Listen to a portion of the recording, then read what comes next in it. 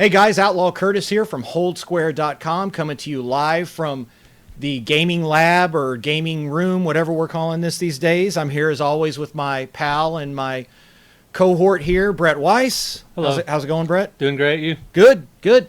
Again, my PSN ID is Outlaw Curtis. You can reach me at outlawcurtis@gmail.com. You can also reach me at HoldSquare.com, and we have HoldSquare Gaming on Facebook and Twitter as well. Brett, how can people reach you? BrettWeissWords.com, and check Amazon. Just put in my name, Brett Weiss, and you can find my Amazon author page. Cool, good deal. And I see that Gracie said a nice little thing to you, that you finally came by and registered on our HoldSquare site, so you're like an official member now of the Reapers as well. I am a Reaper. That's pretty awesome. Everyone is very excited about that, so cool. Welcome aboard. I just wanted to officially welcome you. Thank you very much. It's great. Cool. I also noticed that you're wearing a purple shirt today. Yeah, it's my purple. It's the only purple shirt I had. The Classic Game Fest shirt. The Classic Game Fest is an awesome annual convention in Austin every summer. And today, Katie came home from school. My daughter came home from school for lunch. And I told her, Curtis and I were getting ready to have the podcast. And I said, Katie, do you know why I'm wearing purple today? She goes, because y'all are gay. I was like, not that there's anything wrong with that. No, to quote Seinfeld, not that there's anything wrong with that. And I said, no, it's because of Prince. You know, right. And nobody... in the Saturday Night Live episode the other night where they did a Prince special, right? Jimmy Fallon introduced it, and he said, what other person claimed a color as their own? Right. You know, who does that? Prince, purple. I mean... That's great. Yeah, I don't have a color. Obviously this... Well, you're yellow, but other than that, we won't talk right, about other than that. No, another episode. Yeah. Basically, this week we lost one of the true giants in entertainment altogether. I'm really proud of my shirt I have on too, and I know you have to be. That's very cool. You have to be jealous of this. I was looking for a shirt to wear. You're very secure in your manhood. I'm incredibly secure in my manhood, man. I have no problem wearing this whatsoever. I was a huge fan, and you're rocking it. My friend at 8176 Designs, Derek, made this shirt for me. In like 10 minutes, he whipped this thing up. It is so cool. And if you ever need shirts or anything, you got to check out 8176designs.com because they do a phenomenal job. They're going to be printing some Reaper t-shirts for us too. But I called him up. I was like, man, I desperately need a Prince shirt for the thing today. He was like, yeah, no problem. You know, whipped it all up. And I love this thing. This is like one of my favorite shirts now. So we obviously lost just a few days ago. We lost Prince. One of the only people out there that has the one name thing going, right? It's a short list. You got Prince, Madonna, Elvis. I mean, who else? We don't really have. Brett. We haven't. You got a Brett in there somewhere. Brett is so not on that list. It's not even. Not at all. No, it's not. So who else is on the one name list? Let's see. Michael, maybe, but then you got Michael Jackson, Michael Jordan. You got no. There's Beyonce is now. Sorta. People don't really say Beyonce. There aren't many. Yeah. Meatloaf. You got Meatloaf. That's legit. Don't laugh. Is that really his name though? Is that his? No, it's Brian somebody, but it's still, who cares? Well, see, Prince's name actually he was named Prince, which is kind of cool. But that's true. Anyway, but we lost Prince, and obviously his entire repertoire. I mean, over 40 albums, performing over the decades. And not only was he prolific, and tremendously prolific, and a talented artist, you know, keyboard, piano, guitar, one of the best guitar players in the world. Very underrated guitarist. Very Phenomenal underrated guitarist. And there's a meme going around Facebook right now, and I even shared it, but I don't know if it's true, but it's supposedly from an interview with Eric Clapton, and the interviewer asked him, how does it feel to be the best guitarist in the world? And he said, I don't know, ask Prince. So it's amazing to respect that other artists. I don't know if that's true, but I have seen interviews. It sounds good. Yeah, but I have seen interviews with different famous rock stars, and they all, say he's just right at the top, Just one of the greatest. In the 80s, you had Michael Jackson, Madonna, you had Metallica, you've got all these greats. Prince is just right there with the top of the 80s, And I don't know what it is, but the first thing you hear whenever you hear a death of a celebrity, especially a musician, an artist or something, Scott Weiland died last year, Stone Temple Pilots. Scott had problems with drugs and stuff, and obviously I hate that it's this way, but the first thing you think of a lot of times is, does it have something to do with drugs? Yeah, it's a shame because it's almost like it goes hand in hand. Why can you not be a famous, successful rock star and not have drugs or alcohol or something associated with that? Sure, they're going to party, but you just wonder why more of them can't. Well, the level of genius that Prince had, there was a Greek orator that once said that artists, musicians, and geniuses have the most pervasive demons. And I think that's true. I think when you have For what? Nothing. Oh, nothing. Okay. Yeah, but people that have deeply creative minds in a lot of ways, they see things, and sometimes their imaginations and things, it's on some kind of subconscious level that can affect their reality, and they have a different reality many times. And so that's why so many times some of the best artists in the world, musicians, that's a demon that they struggle with. And for deep thinkers and for creative people, like I said, you can't turn it off. You can't just become a Bubba who only likes baseball. Right. You know, it doesn't. Yeah, there's no on and off switch. You yeah, think it's just, of the entire scope of things a lot, and it can. So I guess what I've gotten to the habit of being able to do is kind of compartmentalize, and obviously, the parts of a person's life that you don't want your kids to imitate or whatever, you give them that cautionary tale, and you say, obviously he had some problems, not perfect. None of us are perfect. Yeah, they were saying he had was on Percocet. Prince was right because of his hip, and he was so athletic on stage and doing the splits and other things.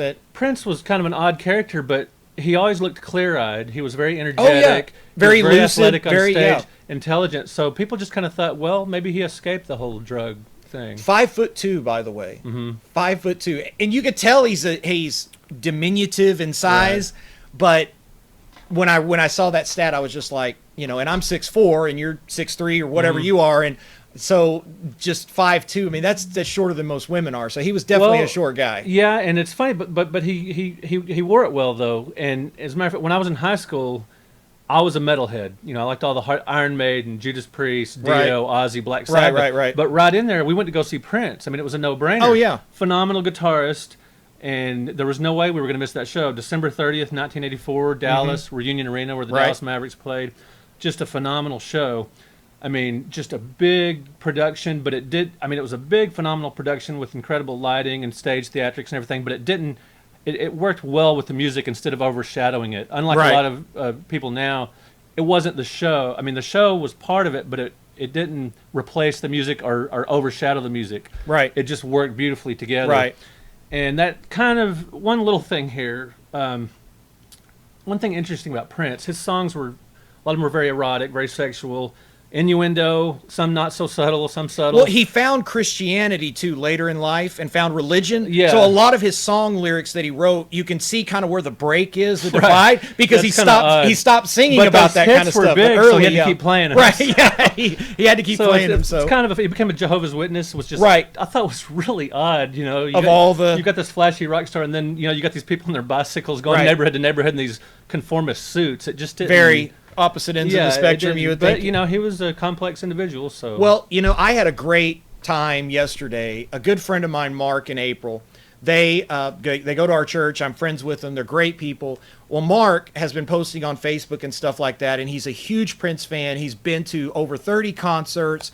He's met him in person several times, been on stage with him in the fan club for 20-something years, and just has this amazing Prince collection. You can go right now on HoldSquare.com and you can see the scrapbook from Mark's collection. It's really, really impressive. Framed, all these different, concert tickets and autograph pictures and all these different things.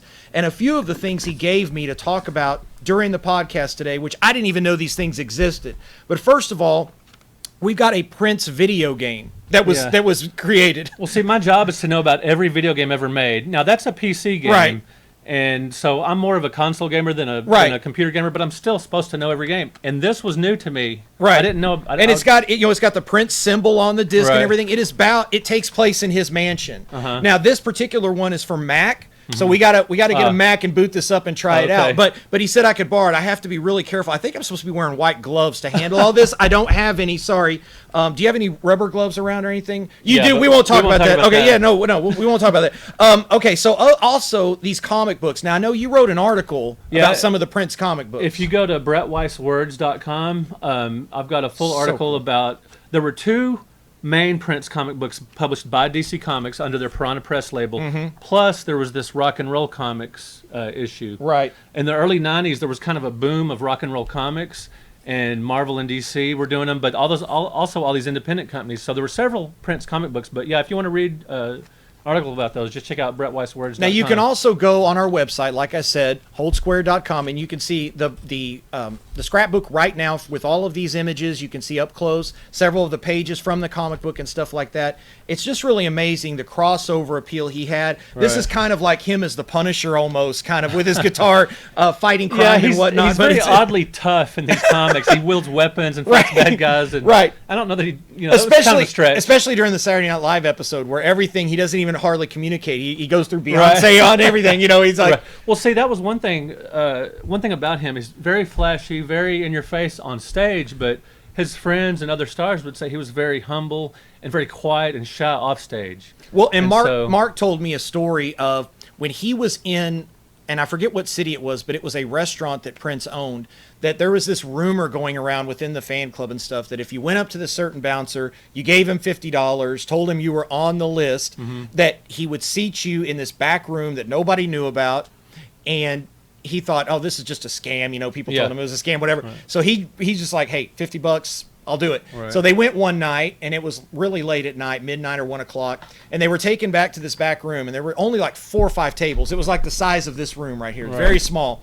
And a band was playing. He was seated at a table. He looked over. Right next to him was Paul Schaefer from David Letterman, who was also a big Prince fan. Well, sure. And then in a couple of hours, like around 3 o'clock or something, Prince came out and played just for 20 or 30 people in there. Just amazing stuff. Things that a guy like Prince on that level absolutely does not have to do, does not need to do. Well, he still lived in Minneapolis. Right. He wasn't interested in the L.A. or the New York scene. The L.A. scene or the New York scene. The whole town loved him.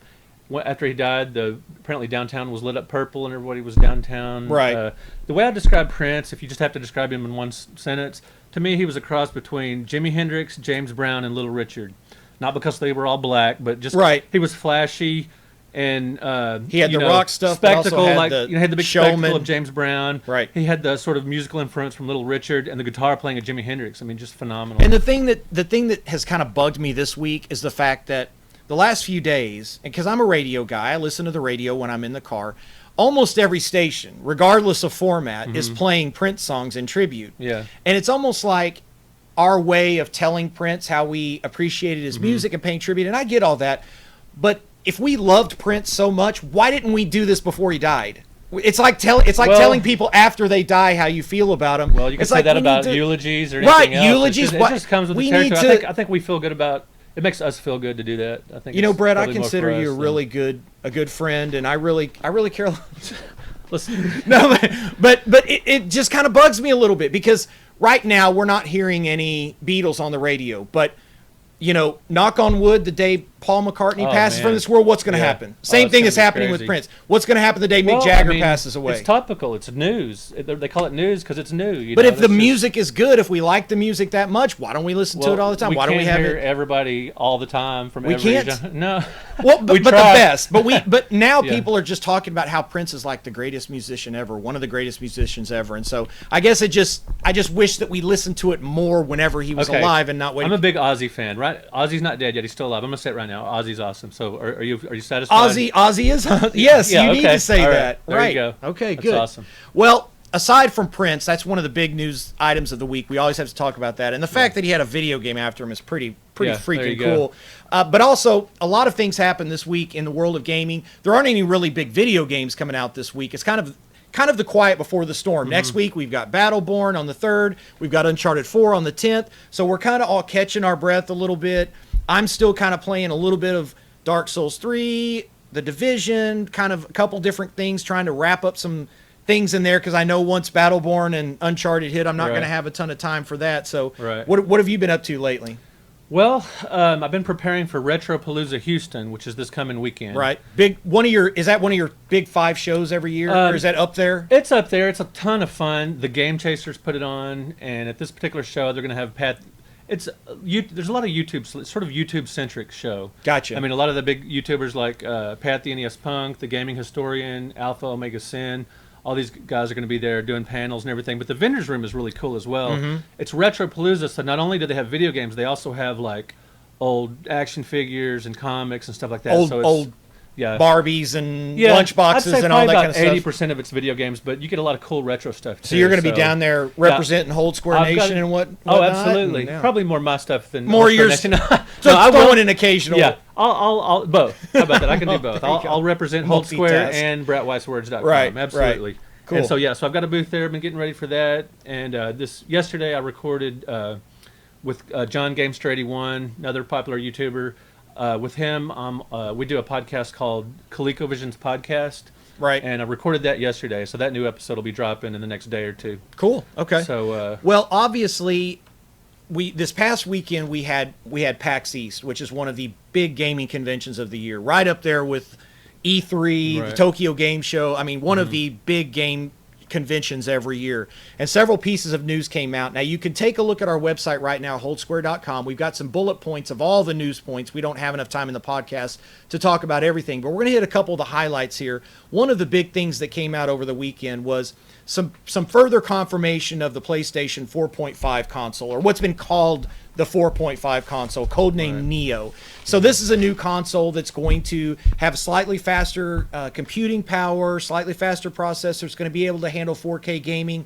Now, a lot of games aren't made now for 4K gaming, but more and more people are getting 4K televisions and stuff like that, so they want to keep gaming on the forefront and keep that same image and clarity and high definition. So one of the nice things, though, that they've addressed, and they're trying to put people's minds at ease, is that if you get a PlayStation 4.5, you can still game with your friends that are on the PlayStation 4. It's not a brand new console. It's not a splitting of the community. And there's still a lot of cross gaming between PS3 and PS4 players. There are some, and there are some games that you can play with now.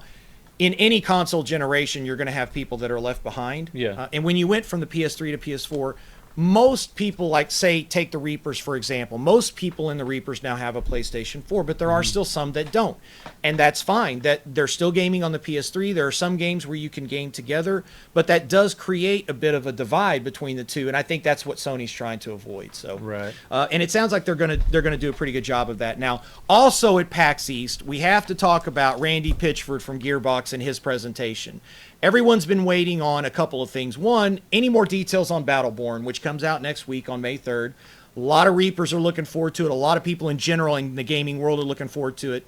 But also, perhaps the worst kept secret in gaming is that Borderlands 3 will actually be made. So when you make date yet. no release date, no firm things. Randy Pitchford even said something interesting, and thanks a lot to Figor. Figor is one of our guys up in the Northeast. He went there, took a bunch of pictures for HoldSquare. Nice. He's writing up an article for HoldSquare, so you can check the website in the next couple of days for that article. He saw a lot of things, demoed some some indie games and stuff, so that's going to be really neat to take a look at. See, we've got people all over the world, just pulling the strings, just people you don't even know, just behind the scenes. So, but he talked about how Randy was discussing, don't even get attached to the title Borderlands 3, which is kind of intimating, because initially Borderlands 1 or 2 were set on Pandora. Now, Borderlands 2, they branched out on other worlds. So they're really trying to broaden this out to go to other planets in the galaxy and things like that. So I could almost see them maybe even eventually settling on maybe Border Worlds or something like that. But it was kind of interesting that he mentioned not to get too attached to that title. Super Mario Brothers, Super Mario 3, and then Super Mario World, and then Super Mario World, right? Exactly. Yeah. So as they branch out, so he talked about the fact that last year there was a pseudo announcement made. It was leaked last year that they were working on it. And again, whenever you have a series that's as money making as Borderlands has been, it's not a real big secret they're going to make a sequel, right? It's like right. So whenever we revealed Red Dead Redemption 2 last week and the maps and stuff, it's like that's one of the worst kept secrets ever. Red Dead made a ton of money and won Game of the Year in 2010. So anyway, this is in the works. They've been hiring people for it. They've also made an option for people that live in Dallas, which I've already applied for this, that you can go and game test and be a game tester for Borderlands 3. So I'm hoping that I get chosen for that. So very, very excited about that. The chosen one. The chosen one, that's awesome. Right. I am in other ways, but this would be for Borderlands. So definitely. No, that I would love to be able to do that. So as we prepare for Battleborn next week, We're always keeping an eye on what's going on with Borderlands 3 and any new information. We're talking about going out later in the week and visiting Gearbox. I'm hoping that I can get some more information on that, so stay tuned for that. We're going to be going out, seeing their new location in Frisco, their new offices. We're going to be talking to them more about Borderlands. That's right. Field trip. That's right. And with all of our guys coming in town for ReaperCon, which we'll talk about more in a minute, it should be a lot of fun. So definitely looking forward to that. So anyway, speaking of cool stuff, you called me the other day, or you texted me, and you were like, and I get these texts from Brett every once in a while, and they're just kind of these random texts. I'll be doing dishes or I'll be watching television. I'll get this random text that you found something really awesome at this garage sale, and I got to talk about it. I'm usually just trying to scoreboard you. That's really, you totally have me scoreboard on the game ownership. No. You totally have me scoreboarded on that for sure. Well, I love to go to garage sales. I mean, I love to go junking, thrift stores, flea markets, all that stuff. I've got a booth in an antique mall. Right. You can like my page on Facebook. It's just called the Time Machine Comics and More Store. Right, right. So I'm into the retro thing. I've got a retro column in Antique Week. It's a weekly antique newspaper, obviously from the title. The Pop Culture Collective. So big into retro, big into gaming, the whole works. So obviously I like to go junking and go to garage sales. If I go on Saturday mornings during the spring and fall, if I go for 2 or 3 hours, I'll usually make a pretty good haul. And this past Saturday I went, and okay, before I bring this stuff up, one tip about going to garage sales. Anytime you go to a garage sale and you're a gamer and you collect games and all that stuff, ask them if they have any video games. Now that may sound like a stupid question because you go to somebody's driveway and they've got some old Tupperware and just some kids' clothes and stuff. Of course they don't have any video games, it's just some crap there, but many times I've asked them that, and they're like, "Oh yeah, we forgot to bring those out," or I think I might have some of those, in the attic or in the garage, or little Billy, he forgot to bring his games out, something like that. Right. So many times I've asked them, and boom, some appear that they didn't have, obviously available, or they're at the bottom of a box you might not have looked in or something. Right. Well, at this particular, I went to a bunch of garage sales Saturday morning. Well, I walk up to one, and I just see a little bit of crap. I'm thinking to myself, why didn't y'all just haul this to Goodwill? This is just some crap. Put it on the curb. Look at these people's house. You do not need to have a garage sale. Just haul this stuff off because it's just a little bit of junk. I say, you guys don't have any video games, do you? And like, oh yeah, we do. And they pull up these 2 Walmart bags just bulging with stuff that I didn't even see. They're like under a table or something. Wow. And so I could see some Game Boy stuff in there or DS stuff in there, and I was like, oh cool, that's cool. Let's see what you got. And they bring up these bags. And, okay, before I bring the stuff up, I just kind of see in the bags, what is it? And I'm seeing some pretty good DS titles. And ultimately, I got this stuff. Okay. And a bunch of loose games. Okay. So all this was in these bags. Right. And I'm like, they're starting to pull out the game separately, and I'm like, okay, we don't want this. We don't want them pulling out the game saying, this one's this much. Yeah. I was like, just say, okay, for all of it. Right. Yeah, so before they could do that, I said, how much do you want for every bit of it? I said, I don't care what you got, because I saw some Mario titles, and I saw bulk, so I was like, just tell me how much you want for it. And they said, $30. I was like, just take 20? And they're like, sure. I was like, okay. So I barely even knew what I had till we got home later, because I knew it was enough to. I looked inside some of the boxes just to make sure they were there, and then so I get home, they've got a DS Lite system. Right. They've got which I had a DS Lite, and I had the. Yours was probably that color too. And it was pink. No. It was the Zelda Gold edition. Oh, sweet. And it was one of my favorite ones that I had. You used to have it. I do not have it anymore. Did you sell it? I regret. In the garage sale? I knew you looked familiar. Yeah. Yeah, but I had and it was one of my favorite ones. It was limited edition, Zelda Gold, the whole thing. Very nice. Very cool. Yep. But I got some cool titles here, like Mario and Sonic at the Olympic Games, Mario Kart DS, New Super Mario Brothers, and Drawn to Life. And on. Drawn to Life. That's really good. Oh, is it? Really cool. That's cool. Yeah. Yeah, I got a. You draw Kirby parts Superstars? in that to use things to use in the game. Kind of like Scribblenauts a little bit, Oh, where yeah, I told you that's about cool. you Yeah. write the words Oh, I in. know And that, yeah, yeah. so Drawn to Life Very is cool. really cool. It's got some really cool elements to it. Well, a few of these I'm going to keep. I'll probably pass on Barbie to Curtis. That'll Yeah, fit that's his- great. his I DS and appreciate his that. shirt. Right, my DS and my shirt. Yeah, so you know you're jealous of this That's shirt. an awesome shirt. You really are Yeah. jealous of this. So don't even Don't even pretend like you're not. But you know, I am going to. Oh well, the brain age. You can work on this for your Alfred Hitler history and stuff like that. It'll help. It'll help with that. Yeah. Yeah. I am going to keep. I have to say, my favorite Disney movie of all time is The Little Mermaid. I have to say, so I'm going to keep this Little Mermaid game for the DS. You know she's a redhead, right? Did you know that? Yeah, that doesn't. Do mean we need to talk about that? You don't claim to her. Do we need to discuss why you love Little Mermaid so much? And why I hang out with you all the time? Yeah, I like redheads. Is that it? Maybe. Hey, my second favorite movie is Pinocchio. So that's you know. I don't know how that fits in, but Gene Simmons covered "When You Wish Upon a Star," so there's some coolness there. Did he really? Plus, Pinocchio's an incrable film. So anyway, Pinocchio is good. Pinocchio, I can get on board with. Little Mermaid, I'm not so sure about that. Well, ask your daughters. They'll love it. No, they love it. Don't get me wrong. It's a phenomenal film. All right. Another thing I found at the garage sales this weekend was very cool. Pac-Man lunchbox is awesome. Paid $8 for it. I've already got one, so I'll probably sell it for 20 or 30, something like that. That is awesome. Yeah. So yeah, but anyway, garage sale tips. Always ask them if they have any video games. You know, just no matter if it's the most pathetic looking garage sale you've ever seen. I mean, that same morning, I didn't see any games, and I just asked them. They brought out a DC versus Marvel for PS3 for $1, just because it was just some random game that I didn't. It still amazes me that in today's day and age, with the proliferation of websites and eBay and other things that people are, and now retro and vintage is kind of seen as cool again and stuff. It still amazes me that you can still find things at garage sales. A lot of the retro stuff has really, really dried up. I mean, garage sales right now are a great market for like PS2, Xbox, DS, and stuff like that. You can still find a fair amount of the stuff. It's getting really, really, really hard to find NES, Atari, and stuff like that. Sega Genesis, stuff like that. Yeah, that's getting pretty tough. You still can sometimes, but it's getting it's tough because everybody wants to look it up. Everybody wants to. Yeah, everyone Googles it and sees, oh my goodness, it's selling for like $150 on eBay. So why don't I list it there? And and a lot of people, it's just got a cool factor. So people are like, oh, instead of dumping that in the garage sale, I'm gonna keep hook it up. Yeah, try to find an old TV or whatever. And so it's getting a little tougher to find, but you can still ask. And be persistent. Some people, I've got some friends that say, "Oh, I never find anything at thrift stores or garage sales." I said, "Well, when's the last time you went?" "Oh, about a year ago." "Well, how often did you go?"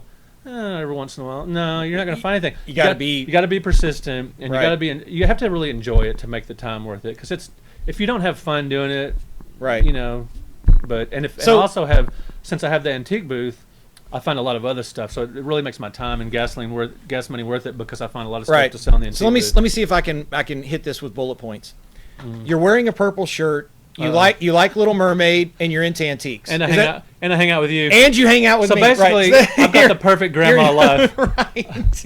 You have dinner every day at Luby's around 4, and stuff like that. Right. Yeah.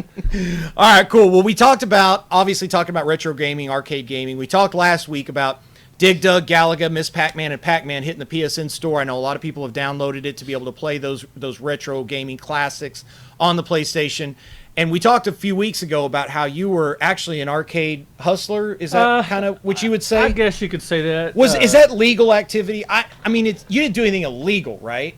Is it probably illegal? not? Well, I mean, it's okay. The statute of limitations has probably run out, so I think you're okay. Okay, here's exactly what we did. All right. Okay, growing up where we lived, just a suburb of Fort Worth, we lived kind of out in the country, but close enough to towns where there were arcades and stuff. Right. So there were 3 arcades that we went to. We went to the Land of Oz in Hearst, Malibu Grand Prix. That was in Hearst also. And then actually all these were in Hearst. Putt was the one that me and my brother went to right off of 820 there. Yeah. That was when Putt was awesome. It was open 24/7 all year. Right. And we would sneak out at night, and during school year, during high school, we would sneak out and go there in the middle of the night and play games. The arcade people didn't care. I mean, back in the 70s and 80s, things kind of slid. You didn't. There was, truancy and all that wasn't really something we thought about. In the 80s, me and my brother, my mom signed us up for the summer putt-putt league. Oh, nice. So every day we were at putt-putt for like several hours. Very cool. And just going back and forth between, playing a round of putt-putt and going into video games, and you get a certain amount of tokens every day. Yeah, just very cool. Amazing. Putt-putt was great. And it was 2 stories of early 80s, late 70s games and pinball machines. Right. How incredible is that? Right. So we lived it, But the thing with me though was when me and my brother went to the arcades, we didn't have any money. I mean, just for whatever reason. I mean, my dad had a good job, but my parents were frugal, especially my dad. Sure. Didn't have a ton of money, so I mean, we weren't impoverished or anything. Right, but we had the staples and everything, but there just wasn't a lot of extra money. Right. If we wanted it, we had to find it or earn it or whatever. But anyway, we'd go to the arcades, you know, a lot of days I would go in with maybe 50 cents or $1 in my pocket. Right. But I would end up staying 3 or 4 hours, sometimes all day. And here's how I did it. Okay, the first thing I would do when I get into arcade is case the joint. So I would go to every machine and look in the little coin return slot. Oh, yeah, sure. To see if there were any quarters or tokens, depending on what the arcade took. And you could always get some out of there. Sometimes there would be nickels or dimes because just little kids with not knowing they didn't realize that they would fall stick them through. In the right. There'd be slugs, you know, all kinds of stuff. Okay, not only that, but I would also push the little buttons that would release the coins, and that would bring some more. Yeah, too. Push the buttons, right? But there was a third level. Not only that, I would look in each slot to see if there were tokens stuck in there from before, because a lot of times tokens getting stuck in the little coin slots was a pretty frequent problem back then.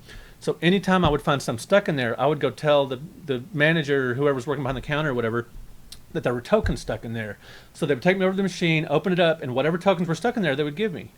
So usually by the time I'd case the joint, you know, I would make my round to each machine. Usually I'd have sometimes $2 or $3 of tokens or quarters, sometimes more. Well, and what I would do too, you always have to do this, and it's funny, a current video game plays up on this angle, but you've got to look in between the games and under the machines. Yeah. Because people are always dropping a quarter here, a quarter there. Yeah, especially back then when you would stack tokens on top of the machine to reserve your spot. Right. Or when you'd put them across the marquee. Right. So yeah, they would fall around and see, we can't go through a podcast episode without me mentioning Call of Duty Zombies. It's like a tradition. Right, yeah. And so this is for Jordan and all of you that give me a hard time about it. But in Call of Duty Zombies, there is an Easter egg that's on every map that there's soda machines on the map. And so you buy these sodas as perks for each map, right?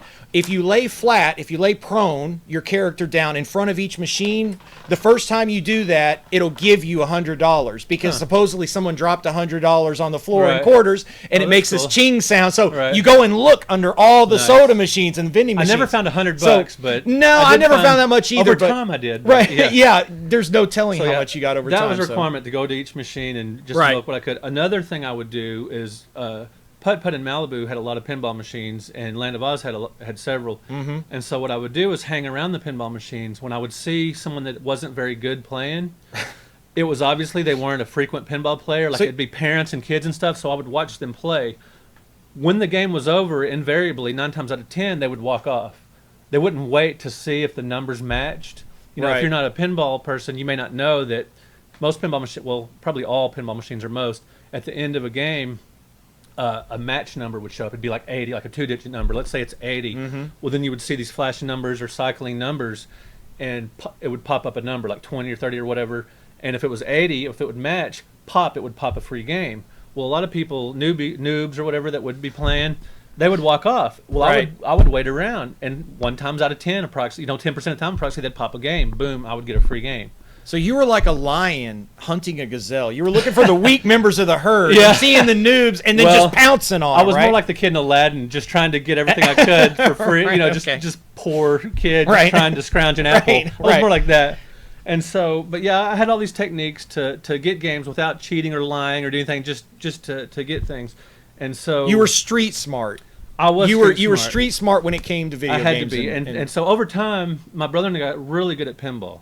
Really good. So we would basically become pinball wizards, and see, we would get to where we could beat most. My brother could beat any machine, literally. You would go up to a brand new machine would show up. He would play it once or twice and pop the game on it. I mean, he was incredible. I wasn't that good, but I was pretty darn good, and I could beat most machines. There were 2 machines, Hot Hand and Dolly Parton. I think they were both 79 around there. We would dominate those machines, and you could pop several games, and within one game, you could pop several. So what we would do was sell those games 2 for 1 to people. So we would earn extra money to play video games. Right. I mean, we had to do all that to play. It's very enterprising. Yeah, it was. And so this is the ultimate, though. This one was borderline. Okay. Borderline. Okay. Yeah, it was borderline. Borderline. What, moral or borderline legal, or it skirted both the issues. Very fuzzy. Skirted it. Okay. Yeah. Let's say it violated the spirit of the the spirit of the law, not the letter, but the spirit. Okay. Land of Oz. It would violate the spirit of their promotion. I'll put it that way. Okay. So Land of Oz in the Northeast Mall would start this deal. They started this promotion where, okay, you put in $1, you get 4 tokens. Right. Well, they started this promotion where you put in a 5 and you got 24 tokens. Okay. Okay. What we would do when we could scrounge up $5 is put in $5 and get 24 tokens. Then we would stand by the machine that give you tokens. Anytime we saw somebody coming up with a 1, we would give them 4 tokens. So once we were finished, we would have $6 for the $5 that we spent. Right.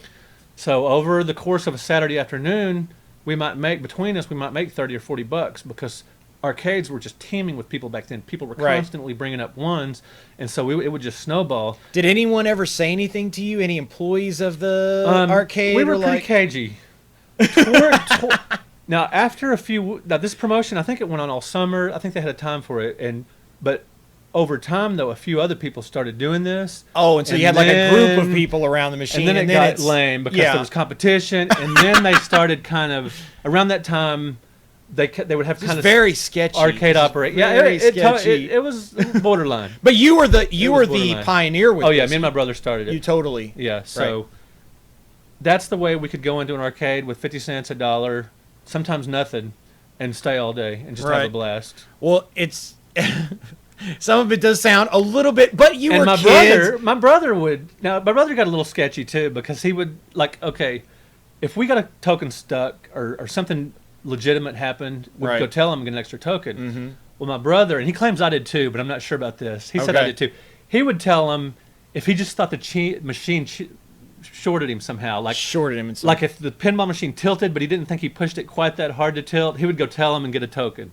Oh, okay. So he would skirt a little bit. Yeah, I think he might have lied a little bit. Right. but for the most part, it was legit. It was pretty legit. It was just being smart and for the most cagey part. for the most part. A little bit of fuzzy. Well, I'm not going to lie. My opinion of you has gone down like half a slightly, step, but in some ways up a little bit. Up, in some ways you're up. Well, I do have those artistic demons that you do have the artistic struggling with pinball and stuff that that well-known artists struggle with. So, well, that's cool. Well, speaking of bringing in funds in unusual ways, if that's not the best segue ever. We have currently this raffle contest, which we've been talking about. You've donated some items you're going to give as prizes, which is really cool. What are some of the things you were given? Just some PlayStation game T-shirts and some cool Star Trek T-shirts and some other things. Some of these are unopened, stuff like that, really cool. I'm throwing in from HoldSquare some T-shirts, some PSN cards, and some cool things. Basically, the raffle tickets are $10 a piece. You can purchase as many as you want. If you want to buy 10 of them or 50 of them, you can, and you'll have that many entries in the contest. You can only win once, though. That's one thing somebody asked me. You can only win once. Once we pull your name out, you can't win another. We're going to have like 5 prize packs, and each prize pack is going to have like a T-shirt in it and a PSN card and this game and that game. So it'll be a nice, substantial prize. Maybe... I don't think the print shirt is going to make it in the prize pack, but if somebody really, really wants one, they're going to have to work for it. I don't know what's going to happen, but anyway, so we also said... They can look in your coin slot. Okay, anyway, so just going to go right past that. So one of the other things that we're doing, we're trying to raise $1,500 so that we can get a new camera and some other audio-visual equipment, pay for some stuff on the new website, software. All these things cost money. Running a website, running a game community, it all costs money.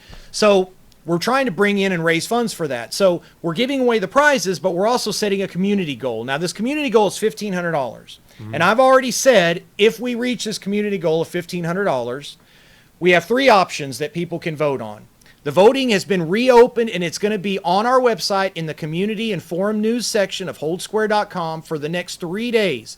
So on Thursday, the voting is going to close. So if you want to vote on this, go there and vote on it as soon as possible. If we reach that $1,500 goal, either we are going to, A, shave my head during a pod. This all has to do with my humiliation, by the way. You're coming out just... Well, I've already been humiliated enough just through the course of my life. Right. So you're okay. I'm trying to catch up. Right. So anyway, I'm basically people are purchasing my humiliation is essentially what this is. So that's what is for sale here is my humiliation. So either we're going to shave my head. That's option 1. Option 2 is my hair is going to be dyed neon pink, and I'm going to do the podcast in that fashion. Or sit over here when you I'm going to, or the third one, you may want to sit farther away. Put Jordan between us. Yeah, right. So I'm going to do the podcast as the third option in Mad Moxie from Borderlands drag cosplay. Oh, I thought you were saying the nude. No, I'm really glad. No. It would be much higher than $1,500. And my whole thing is, if we reach $2,000, I'll do all 3 of them. So a little incentive there. So the to try to bring voting for that is 3 more days, but 3 more days. It'll start on Thursday, right. the actual raffle fundraiser, right. And it will run for 30 days. So the raffle is 30 days. It is but a the month voting long. For those humiliations the money the next is 3 for the next 3 days. And right. I got a haircut on Saturday. And it's free to vote. And right? It is free to vote. It's free completely free to vote. You can go in there and show your opinion. A raffle ticket is $10, and then you can purchase as many raffle tickets as you want. You just use the PayPal button on the front page of HoldSquare.com and hit donate, and then put in the comments that you're buying 3 tickets for whatever contest. So I got my hair cut on Saturday, as I do once a month, from Amanda, who is my hairstylist. How do you know how often you get your hair cut? Doesn't everybody?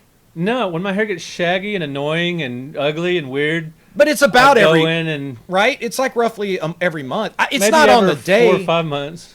4 to 5 months. It'll get shaggy till I'm so annoyed with it, and then I'll go get it cut. Okay, I take care of my hair a lot better. I'm not a metrosexual like you. I'm not a metrosexual, but it's a well-known fact that I love my red hair. I have a nice, thick, full head of hair that I'm very proud of. It's one of the 2 or 3 things about myself that I like. It's one of my few.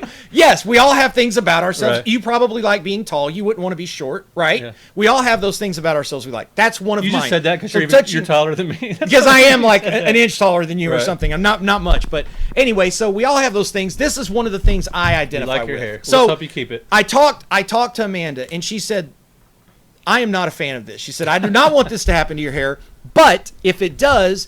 If you have to do the neon pink hair dye, we're going to have to dye your hair blonde first, because the red will, the pink will not show up directly on my red hair. So I'm going to have to go through 2 things to do this. So I'm going to have my hair dyed blonde first. Then, which will be taped, which there will be pictures and videotape, and then it will be blonde. It will be dyed neon pink, so that for full effect, the brightness and the problems of the modern male. This is a first world problem. I'm not going to lie that it definitely is a first world problem, but it's Should not be funny, though. Something I'm excited about. Yeah. I feel like it'll be humorous, and I think it'll be worth it, and it will go to a good cause. We are trying to do some cool things with HoldSquare. We're trying to do some more podcasts.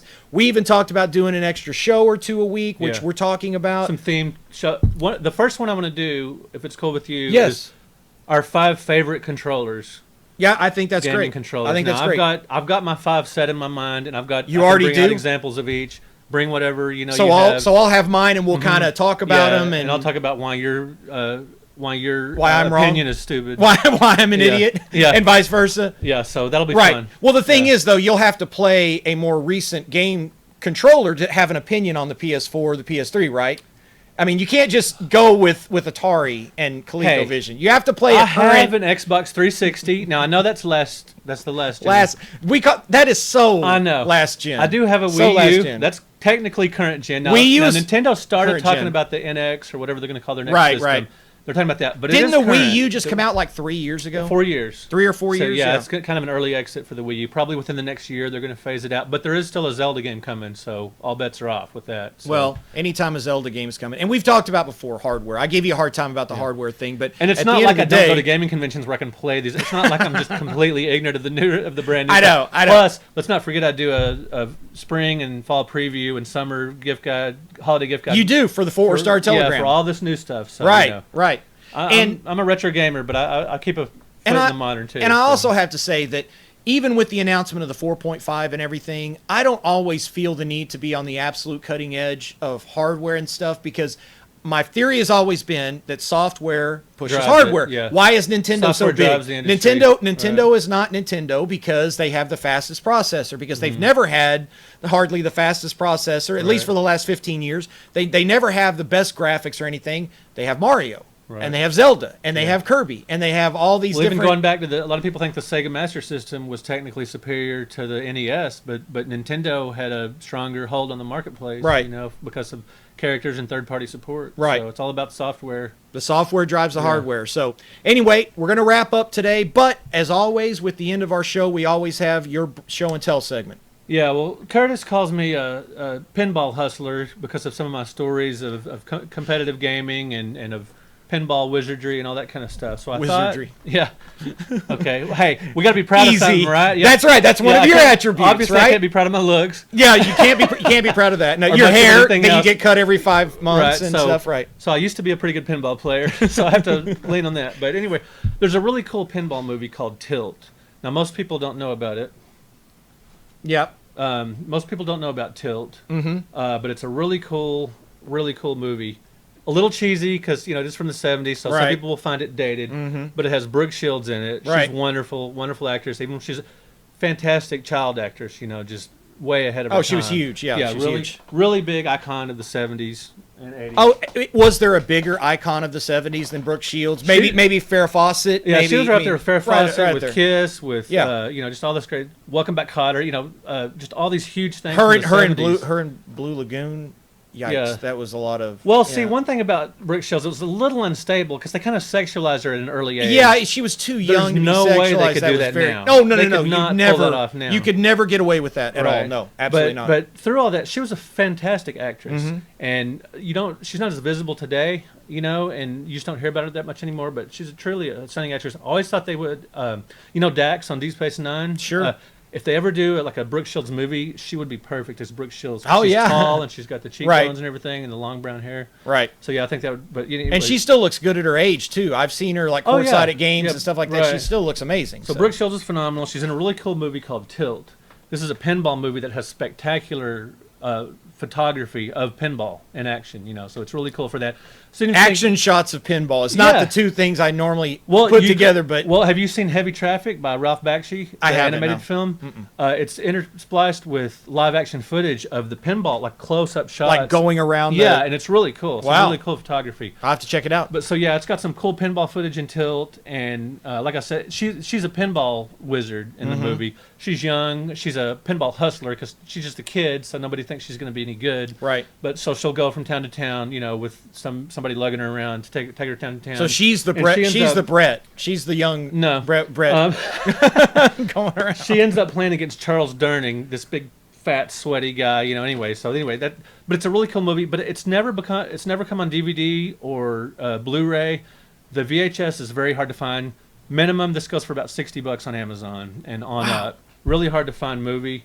If you locate it and you like pinball, check it out. It's cool. Like I said, some of it's a little dated because of the era. It came out in the '70s, but it's a lot of fun to watch. How do you even watch this nowadays? You just hold it up to the light and like turn the wheels and stuff? I have a VCR still hooked up. So it's actually hooked up. Very cool. Very cool. Of course. And to go with that, I also have the Tilt soundtrack on LP, which I also have a record player hooked up. I am retro. You are very retro. And not only is this pretty, the soundtrack is not nearly as rare as the movie for some reason. Right. This only goes for maybe $10 or so. But if it weren't for, I actually have a promotional copy. It says for promotion only, ownership reserved by MCA Records Inc. Sale is unlawful. So if I sold this to you, I'd have to kill you. How cool is... Yeah, so this is a promotional I think copy. you'd have to kill yourself. Actually, I think you're the one that's breaking the law more than I am, right? I have to kill you so you couldn't tell anybody. You killed me and then double murder is suicide. Awesome. If it ever shows up on cable or something, check it out. It's a really cool movie. That is awesome. That is really cool. I'm definitely going to check out Tilt. Yeah. And to learn more about your childhood. Yeah. Is that the story? Stuff. Is that kind of a lot of the story of your childhood? The way did she do those same things in the movie? Did she? No, she was like a pool hustler. She would just go from place to place, acting like she was terrible. And she would play like she would sandbag a couple, and she would lose the first couple horribly, and the ball would go straight in the gutter and everything, and then she. I don't even know how you. Watch the movie. I have to watch it. It's an educational film. I'm trying to think of how you do that because I know how you could throw a pool match, but I don't know how you would throw a pinball. Got to watch the movie. Is there? Okay. Is there a way to do it? All right. All right. Well, thanks again for watching, guys. That's it for us this week here on HoldSquare Nation. Thanks to my buddy Brett, as always. I always have fun doing that. Please, guys, if you enjoy the podcast, do us a favor. Throw us a subscribe or a like on our YouTube channel. HoldSquare Nation. We've got several podcasts that we've done. We started this a month ago. This is our number 5 episode. So thank you again for watching. And thank you again to 8176 Designs for this awesome Prince t-shirt. I really love this. This is great. Hopefully we're going to have them do more stuff for us as far as HoldSquare shirts and other things. So stay tuned for that as well. You can check out more information about me and about the Reapers at holdsquare.com. And Brett, where can people check you out? You can find me at brettweisswords.com and also have a YouTube channel at Brett Weiss. Okay, great. We'll see you guys next week. Thanks again. Game on.